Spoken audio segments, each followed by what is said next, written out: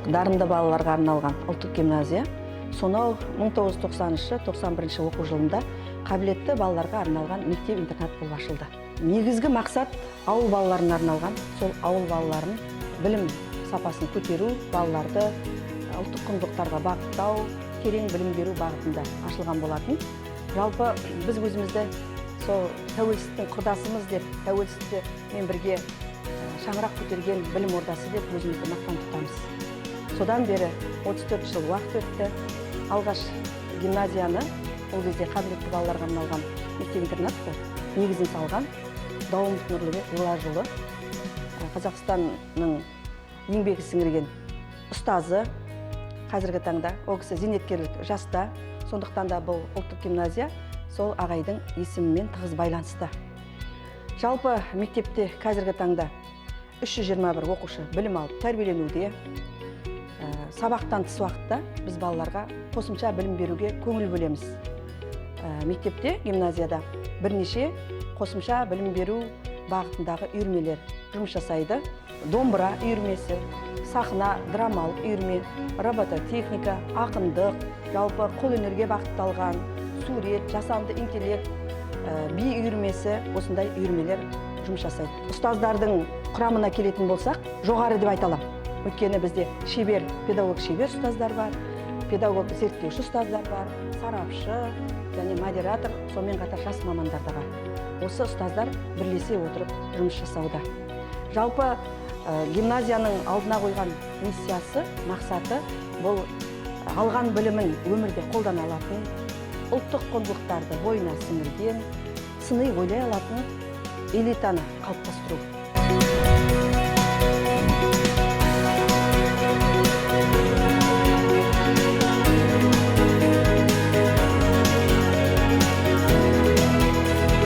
Атырау облыстық дарынды балаларға арналған ұлттық гимназияда 9-шы жыл қазақ тілі мен әдебиеті пәнінен сабақ беремін.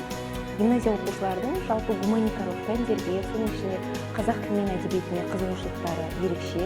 Бірнеше жылдан бері осы қазақ тілі мен әдебиеті пәнінен пәндік олимпиадаға, ғылыми жобаларға, әртүрлі шығармашылық байқауларға оқушылар дайындап келемін. Облыстық, республикалық деңгейде жүлдегер атанып жүр оқушылар. Соның ішінде пәндік олимпиадада оқушылар облыстық деңгейге дайындық барысында, республикалық деңгейге дайындық барысында үздіксіз дайындық методикасын ұсынамыз, яғни аз-аздан үздіксіз үнемі дайындық процесіндеміз.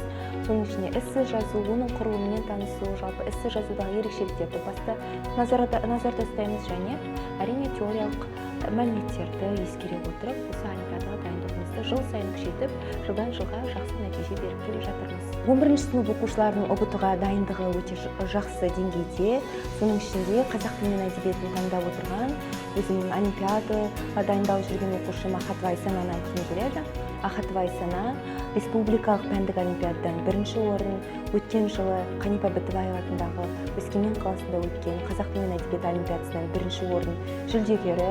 Биылғы оқу жылында да олимпиадаға дайындықты, сонымен қатар ғылыми жоба байқауына бастап жатыр. Жеміс жолы ары қарай биыл да жалғасын табады деген үміттеміз. Сонымен қатар пәнмен қатар, олимпиадасымен қатар ұлттық бірыңғай тестілеуге дайындығын естен шығарған жоқ. Осы таңдау пәні бойынша, қазақ тілі мен әдебиеті пәні бойынша болашақта тілші маман болуды, сонымен қатар тіл саласында ғылыми бағытпен айналысуды оқушы көздеп отыр. Осы мақсатта жүйелі жұмыс жүргізіп жатырмыз. Мұғалімнің оқушы өмірінде орны ерекше. Жалпы шығыс ғұламаларында, шығыс бір танымында мынадай ұғым бар екен, дәрігердің қателігі жердің астында жатыр, мұғалімнің қателігі абақтыда деп. Яғни оқушының өміріне, тағдырына тікелей мұғалім әсер ете алады. Сондықтан оқушының білім жолында болсын, еңбек жолында болсын, мұғалім оның жол бастаушысы, бір шамшырақ болады. Менің атым Қожакелін Мекенқұлова, әр оқушы бір шамшырақ, біз оны жаға алуымыз керек деп. Оның қандай да бір қабілетін тану, оны болашақ өміріне жол сілтеу мұғалімнің міндеті, және осы міндетті орындау барысында мұғалімдер бар аянбай еңбегін сіңіріп тер төгіп жатыр деп ойлаймын.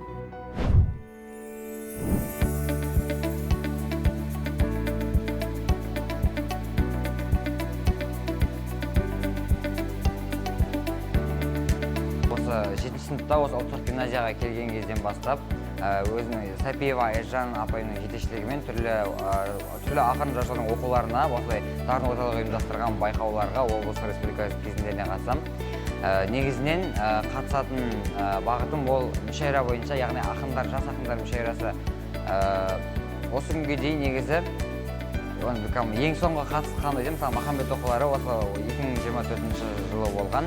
Махамбет оқулары республикалық кезеңінен мысалы бірінші орын иелендім. Ең алдымен осыған бір жасқа қайта қатысу біріншіден өзіңе деген сенімділік арттырады, екіншіден адамды шыңдайды. Адам негізі бір ақпараттарды ести бергеннен гөрі өзі шынымен де өзгеге көрсетіп, бойындағыны шығара білсе, сол арқылы ол өзінің бойындағы талантын одан әрі дамыта алады деп ойлаймын. Шабытты мен нақты бір нәрседен аламын деп айту қиын, себебі ол күтпеген жерден негізі адамға өзі келеді. Көп жағдайда солай. Әсіресе эмоцияға байланысты көңіл күйдің күрт өзгеруінен мысалға бір өте жақсы жаңалықты мысалы естіген кезде бірден көтеріп, сол кезде мысалға ішіне шығу мүмкін да. Ол қазір өлең жайлы шығарған өлең, сенімді сырлас деген өлең. Өлең деген бір құдірет, қара сөзден тым басым. Өлең жайлы шын түсінер ақын ғана жырласын. Өн бойына сыйғызатын 18.000 қаламда, өлең менің өмірдегі нағыз адал сырласым. Осы ақындықтан негізінен мен болашақта өзімнің басты мамандығым қылып алмаймын, себебі мен негізгі өзімнің таңдап тұрған бағытым ол IT саласы, оның жаңа программист, бағдарламалаушы. Негізінен сол бағытта оқимын, мысалға болашақта да осы 11-ші сынып бітіргеннен кейін де түскім келеді, Астанадағы IT университетіне түскім келеді.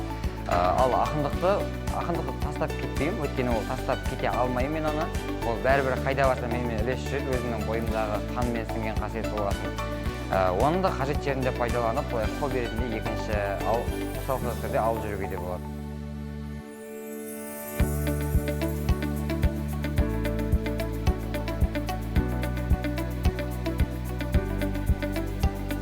Ұстаздар сабақты өткізген кезде жалпы сабақ беру, білім беру бағытында да жаңа технологияларды көптеп қолданады. Әсіресе бір жобалық жұмыстармен жұмыс жасаймыз. Қазіргі таңда жасанды интеллект бар. Қазіргі таңда актыны қолдану, жалпы әдіс тәсілдер көп қой инновациялық. Сол тәсілдердің барлығын қолдана отырып, осы сапалы білім беруге қарай бағытталамыз. Сонымен қатар біздер сабақты зерттеуге де қазір біз көңіл бөліп отырмыз. 5 топ бар бізде, зерттеу тобы. Сол 5 зерттеу тобы оқу жылы басталғаннан бері бірнеше рет циклдік зерттеулер жүргізді. Бұл сабақты зерттеудің өзіндік баланың білімін жетілдіруге, баланы ортада тәрбиелеуге, баланың бір-бірімен сөйлесуіне, бір-біріне арасында ынтымақтастықты орнатуда үлкен көмегі бар деп білеміз. Сондықтан да біз сабақты зерттеуді жылма-жыл бағыттап, жылма-жыл жетілдіріп отырамыз. Пәндік олимпиадаларға тоқталатын болсақ, жылма-жыл осы пәндік олимпиаданың қорытындысы бойынша біз республика көлемінде 100 мектептің қатарындамыз. Біз соны мақтан тұтамыз. Атырау өңірі бойынша біз екінші орында тұрмыз. Оны да біз мақтан тұтамыз. Жалпы біздің пәндік олимпиададағы басымдылық алып отырған бағытымыз қоғамдық гуманитарлық бағыт. Біз болашақта енді жаратылыстану бағытын бойынша пәндік олимпиадаларға көңіл бөлігіміз келеді. Балаларды шыңдай отырып, дайындай отырып, биіктен көрсеткіміз келеді. Соны біз мақсат тұтып отырмыз. Ғылыми жобаларға да балаларымыз жылма-жыл қатысады. Өзіндік ойлары бар, өзіндік зерттеу жұмыстары бар. Күні ертең ғылыми жоба басталып жатыр. Бүгінгі күні соған балаларымыз қатысып отыр. 20-ның үстінде жұмысты біз жолдап отырмыз. Сол балаларымызға да сәттілік тілеп отырмыз.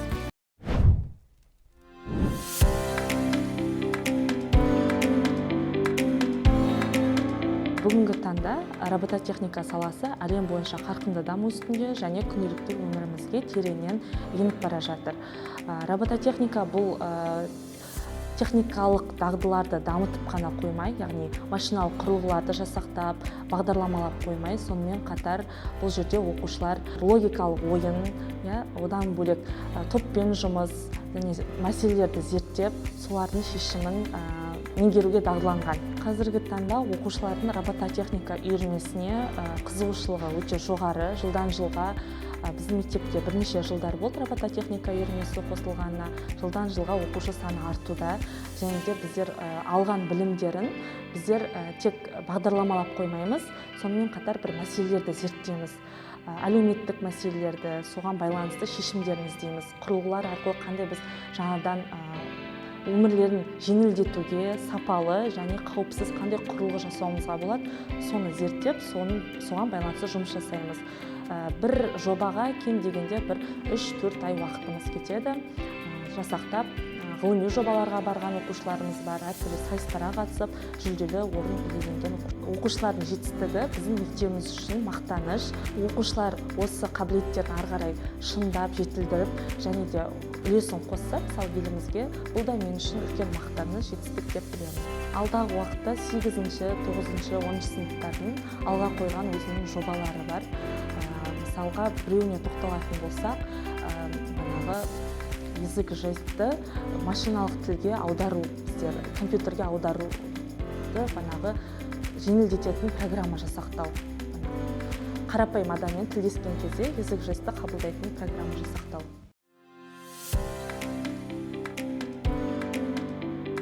Біз мұнда осы Lego F3, Spike секілді бағдарламаларды пайдаланып түрлі роботтар жасаймыз. Осы роботтар жалпы әртүрлі салаларда пайдаланады. Мысалы, өнеркәсіп саласынан бастап, түрлі ойын-сауық секілді сумо жарыстарына пайдаланады.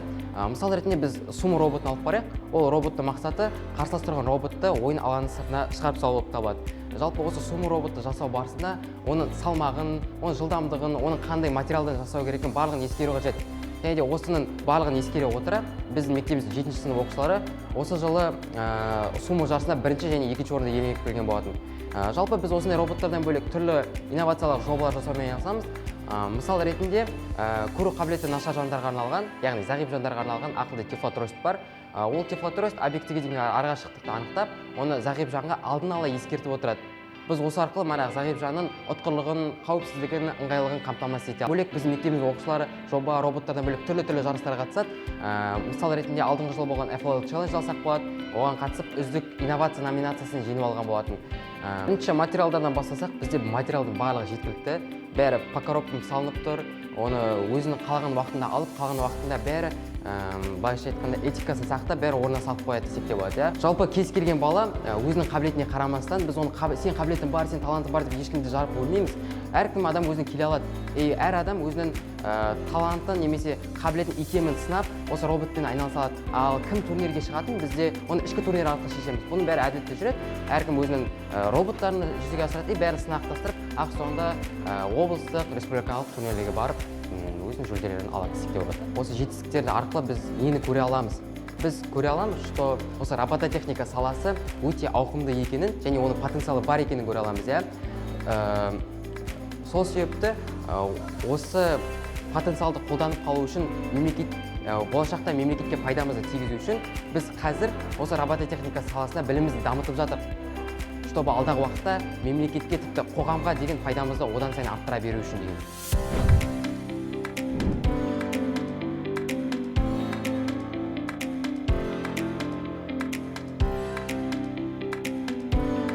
Бұл мектептің оқыту жүйесі өте ерекше. Мұғалімдер балаларға сабақтарды қызықты қылып, қызықты тәсілдермен өткізеді. Балаларға арнайы үйірмелер бар. Мен өзімнің досым, әрі сыныптасым Айбар екеуміз республикалық проекта жобасынан 2-ші орын алдық. Және де мектептегі көптеген іс-шараларға қатысып, жүлделі орындар алып жүрмін. Бұл жоба біріншіден экологияға көп көмегін тигізеді, және екіншіден экономикаға көп зардабын алып келмейтін жоба болып табылады. Бұл жоба су түбіне түсірген құбырлар арқылы, оларға ауа айдау арқылы көпіршікті тосқауылды құрайды. Ал көпіршікті тосқауылдың басты қызметі ол пластикалық қоқыстарды ұстап қалу. Бұл жоба балықтарға пайдасын тигізеді, және де өзен көлдерді тазартуға көп үлесін қосады. Мен болашақта архитектура және инженерия мамандықтарын таңдағым келіп отыр. Мен осы мамандықтарды таңдай отыра, осындай түрлі қызықты жобалар жасап, түрлі жарыстарға қатысып, өз мектебімнің атын шығарғым келеді.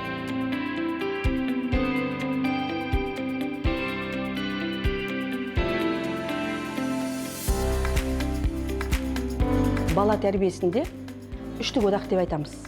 Бұл үштік одақ ата-ана, мектеп және баланың өзі. Міне, сондықтан да біз осы бағытты өзіміздің алдымызға мақсат етіп қоямыз. Бала тек қана мектептен емес, ата-анамен де байланыс жасалып тұру керек. Ата-ана да үнемі оны қадағалап отыру керек. Сол мақсатта енді барлық мектептерде де бар ғой, ата-аналар комитеті, әкелер отауы, аналар үйірмесі, қоғамы барлығы жұмыс жасайды. Және де мектепте ұлдар мен қыздарға арналған бөлек манағы үйірмелер бар, жалпы қауымдастықтар бар. Үнемі біздер ата-аналармен байланыс жасаймыз. Жалпы біртұтас тәрбие бағдарламасы аясында ата-аналарды қолдау орталығы ашылды. Осы ашылғаннан бері орталықтың біздер ата-аналармен көптеген тақырыпта жұмыстар жүргіземіз, түсіндірме жұмыстар жүргіземіз, әртүрлі ойларымызды ортаға саламыз. Не болғанда бала тәрбиесіне ата-ананы біз тыс қалдырмаймыз. Өйткені бала күндізгі уақытын мектепте өткізеді, сабақ оқиды, үйірмелерге қатысады, спорттық сайыстарға, спорттық үйірмелерге қатысады. Бірақ одан кейінгі уақытын ол үйден алады тәрбиені. Сондықтан да ата-ана қай уақытта да үлгі болу керек. Егер ата-ана үйде жақсы тәрбие берсе, өздері үлгілі бола білсе, тіпті дастархан басында да тамақ ішу қағидаларын үйретсе, немесе ас қайыру үрдістерін үйретсе, тіпті батаны да үйретіп отырса, бұның барлығы баланың тәрбиесіне үлкен манағыдай көмекші болады. Сонымен қатар оқуға құштар мектеп жобасы. Біз ол жобадан тыс қалған жоқпыз. Үнемі осы кітап оқуға бет бұрамыз. Өзіміздің мектебіміздің өзінде де оқуға құштар мектеп жобасы аясында оқуларды, яғни оқулықтарды, әдеби оқулықтарды біздер қазір бағыттап отырмыз. Жалпы балаларды біз кітап оқуға машықтандырамыз. Тіпті аптаның бір күні бізде ұялы телефонсыз күн деген бар. Балалар сол күні ұялы телефонды әкелмейді. Қолдарында өздерінің оқып жатқан кітаптары бар. Сол кітаптарды оқиды. Өйткені әрбір өзіміздің жоспарымызға байланысты, сол балалардың кітап оқығанына байланысты бір сайыстар өткіземіз. Сол кезде балалардың үздігі анықталып отырады. Бірыңғай ұлттық тест жобасы басталғаннан бері біздің ең жоғарғы балымыз 137 балл. Біз оны мектептің дәлізіне көрсетіп отырмыз балаларға мотивация болсын деп. Енді біздің мақсатымыз 137-ден жоғары ұпай жинау. Өткен оқу жылында бірыңғай ұлттық тесттен жоғарғы ұпайымыз 135 ұпай болды. Биыл біз ол межені көтергіміз келеді, жоғарылатқымыз келеді, 140 ұпай жинағымыз келеді, 138 ұпай жинағымыз келеді. Сол бағытта біз балаларға бірыңғай ұлттық тестке, жалпы қорытынды аттестаттауға дайындық жұмыстарын сабақтан тыс біз өткізіп отырамыз.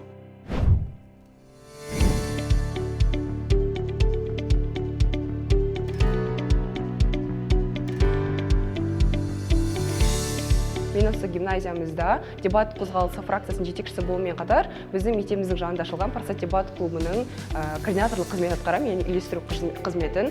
Онда мен қызметім оқушыларды сыртқы турнирлерге дайындаймын, ішкі турнирлерді ұйымдастырамын, және балаларға, жаңадан келген жас буындарға дебатты үйретемін, ішкі тренингтер өткіземін деген сияқты осы қызмет атқарамын. Жалпы бұл Парасат дебат клубы қазіргі таңда өте көптеген біршама жетістіктерге жетті. Соны айтып өтер болсақ, мысалы, осы жақында ғана Қонаевкап облыстық турниріне қатысып, қасындағы спикерімен бірінші орынды қанжығамызға байладық.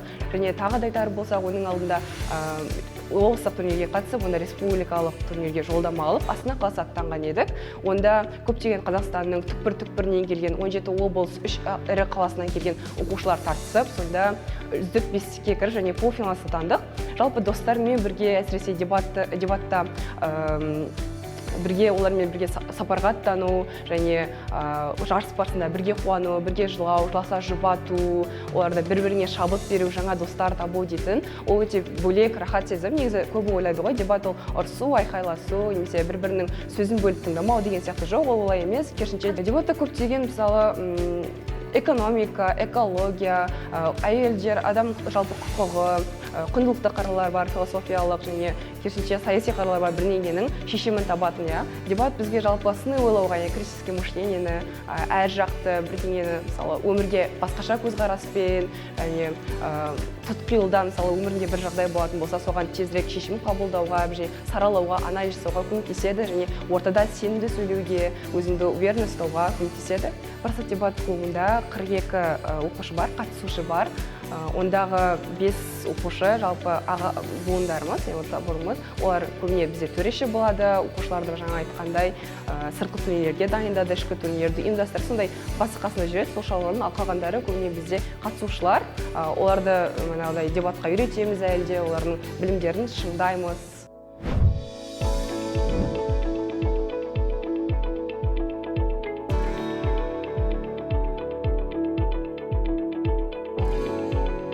Осы ұлттық гимназияда сахна драма үйірмесінің ашылғанына бұйыртса, осы 25-ші жылы 2-ші жылға аяқ басамыз.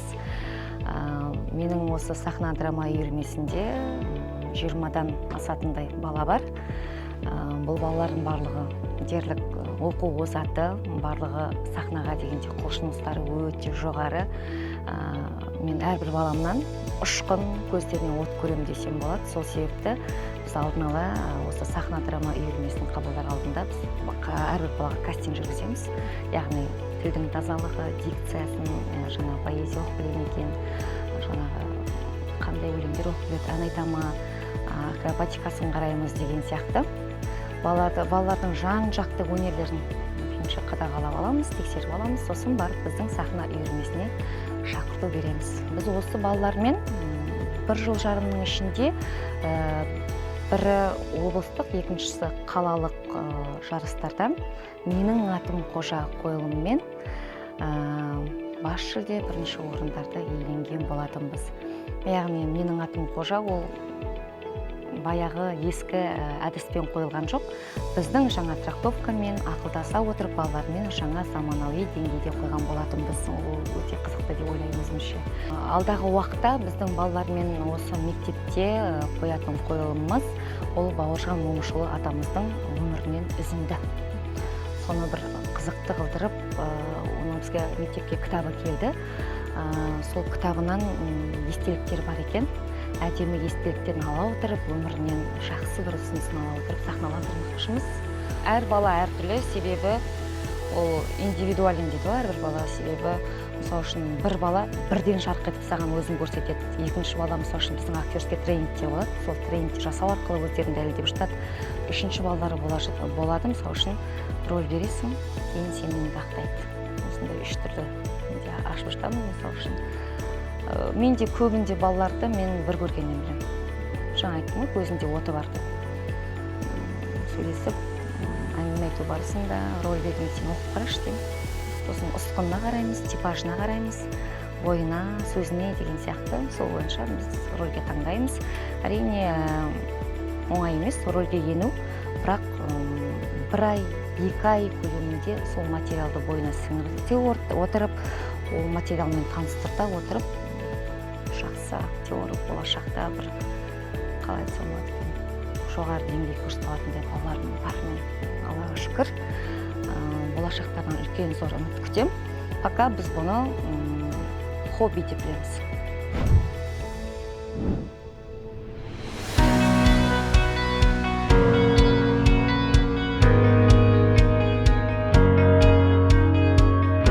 Адалдық дүкенінде біз оқушылардың өздеріне керек құрал-жабдықтарын алып, өздерінің осы құрал-жабдыққа керек қаражатын салып, өздеріне қайтарымын алады. Яғни өздеріне керек құрал-жабдықты алады, және де өздеріне керекті суммада қарап, сол яғни ақшасын төлеп қайтарымын алады. Біз осы адалдық дүкенінде академиялық нормаға сай өздерінің адалдығын сеніміне шақырамыз. Біз ұлттық гимназия осы адалдық дүкенінде неше түрлі заттармен қамтамасыз ете аламыз. Яғни мысалы оқушылар қазір сабақ үстінде өздеріне керекті құрал-жабдықтарын ала алады. Яғни қазіргі таңда оқушылардың ручкасының пластикасы бітуі, немесе дәптерінің бетінің бітуі арқылы осы жақта адалдық дүкенінде осы баға тізбесі арқылы өздеріне керекті құрал-жабдықтарын ала алады. Және де осы құрал-жабдықтарды тауарды таңдап және ақшасын төлеп өздерінің қайтарымын ала алады. Адалдық дүкені жалпы осы оқушыларды бізде адалдыққа шақыруға және де академиялық нормаға сай өздерінің адалдығына сенуі ретінде жұмыс жасаймыз.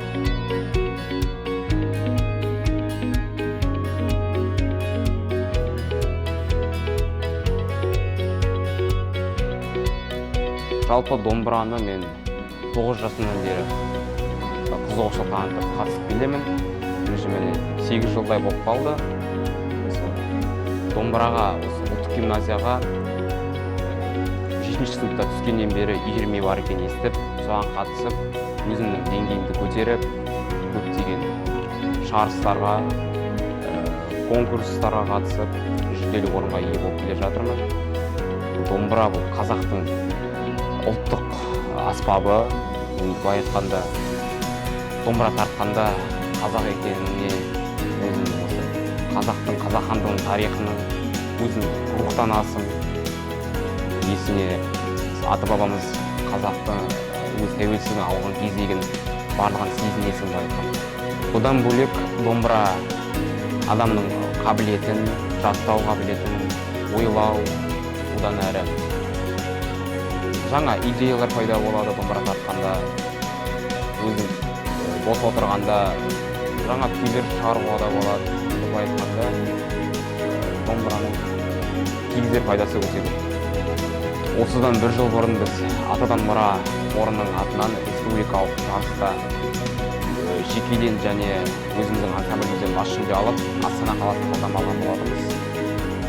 Содан Астана қаласында біз 3-ші орынға иеленіп, Атыраудың атын шығардық. Жақында Ақберен 11-ші республикалық байқауына біз Атырауымыздан облыстық кезеңнен өтіп, республика кезеңінен 3-ші орын алғанмын.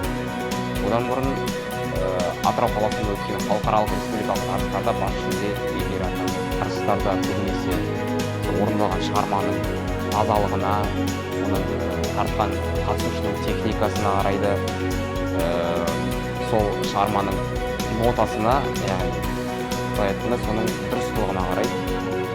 Енді бізден келген оқушылардың осы домбыра үйірмесіне қатысып, бізден де үлкен аса жетістіктерге жетіп, Атыраудың атағын шығарғанын қалаймын.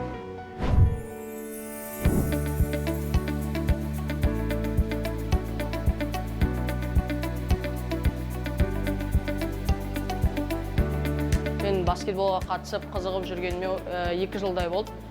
Және де осы ұлттықтың командасының сборныйының капитанымын. Және де біздің балалар өте жаңа баскетболды жақсы көреді. Әр апта сайын келеді, ойнайды, жаңа тренировка жасайды. Біз көптеген жарыстарға барамыз жыл сайын, және де соның ішінен жүлделі орындарымыз бар. Осы жылы жарысқа бізді Ермек ағайымыз және Сабыржан ағай апарады. Осы жылы 1-ші орынмен ораламыз деген ойдамыз. Біз баскетболдан негізі көптеген нәрсе аламыз. Ол біздің біріншіден денсаулығымызға да, және де өзіміздің өмірімізге де хобби ретінде жақсы. Және де біз мектептен тыс әр апта сайын немесе демалыстарда баскетболға келіп тұрамыз. Және де ағайдың істететін жаңағы тапсырмалары өте қызық, ұнайды бізге. Ол біздің өзіміздің жаңағы дамуымызға жақсы әсер етеді. Біздің команданың духы жақсы, және де бір-бірімен байланысы, ойнауы өте жақсы деп ойлаймын.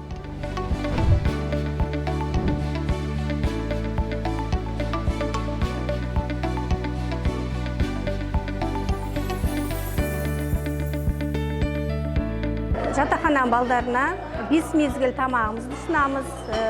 Меню бойынша бәрі санитарлық ережелерге сай. Өте балдар ерекше дарынды, тәртіпті, тәрбиелі дегенде енді бәрі риза болып жатады. Осы балдарымды балдарындай көріп, риза болып, осылардың жетістіктеріне қуанғанына бірге қуанып, риза болып. Қуанам, осы балдарымдай көрем ғой, осы балдарды.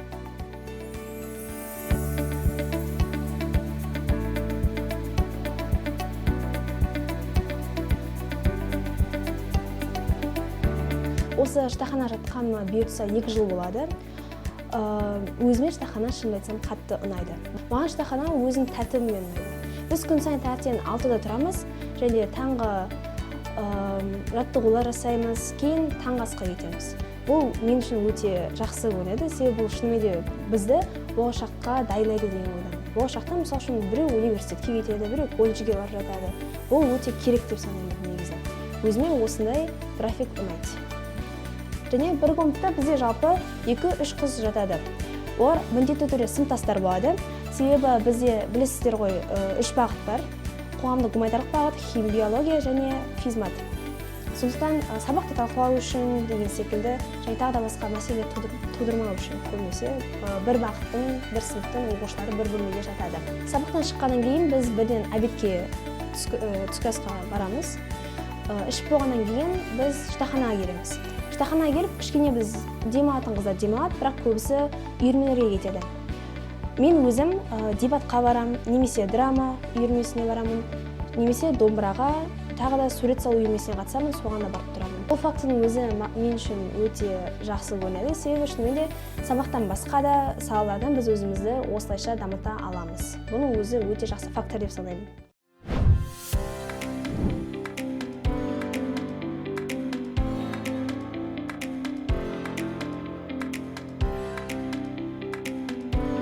Жаңа технология заманы, өзгерістер заманы, білім саласы да соңғы жылдары күрт өзгерді, иә? Жобалар өте көп. Сол жобаның бірі Атырау мектеп жобасы. Сол Атырау мектеп жобасында біздің мектеп 50 топтың командының құрамына енді. Күні кеше бірінші модулі өтті. Оған өзімнің орынбасарларымен, яғни көшбасшыларымен бір модульді оқып келдік. Онда Сингапурдың, Финляндия, Вьетнам елдерінің, яғни ілгері тұрған елдердің іс тәжірибесін бізге таныстырып үйретуде. Енді алдағы уақытта осы жоба аясында Финляндия мен Эстонияға іс сапарым тұр. Мен одан үлкен үміт күтем. Жалпы сапалы білім болу үшін ұстаз көп іздену керек. Үнемі үздіксіз оқуда болуымыз керек. Үнемі біліктілігімізді жетілдіріп отыруымыз керек. Үнемі жаңалықтармен байланысып отыруымыз керек. Жаңалықтарды іздеп жүруіміз керек. Өйткені қазіргі заманның балалары, бұлар өте жетіліп жатқан, ізденістегі балалар. Олар кейбірде біздің білмейтін дүниелерімізді біледі. Олар шапшаң тауып алады. Біз сол ағымнан қалмауымыз керек.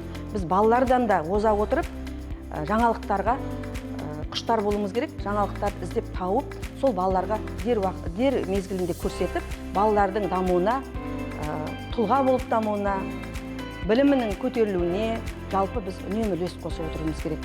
Сол мақсатта біз жалпы осы мектепті даму жоспарында мұғалімдердің, яғни ұстаздардың біліктілігін арттыруға көңіл бөлгім келеді. Үнемі ұстаздарды семинарларға, курстарға жіберіп, іс тәжірибелерге жібергім келеді. Және сабақты зерттеуді одан әрі қарай күрделендіріп, одан әрі қарай жүйелегім келеді. Және ұстаздарды өзінің біліктілігін дамыту мақсатында конкурс сайыстарға көптеп қатыстыру. Осыны мақсат тұтамын. Және балаларға ұлттық құндылықтарды сіңірту бағытында, тәрбие бағытына көңіл бөлгім келеді. Және көңіл бөліп жатырмыз. Ол әрі қарай дами беру керек, ол тоқтап қалмау керек, үздіксіз жүру керек деп ойлаймын.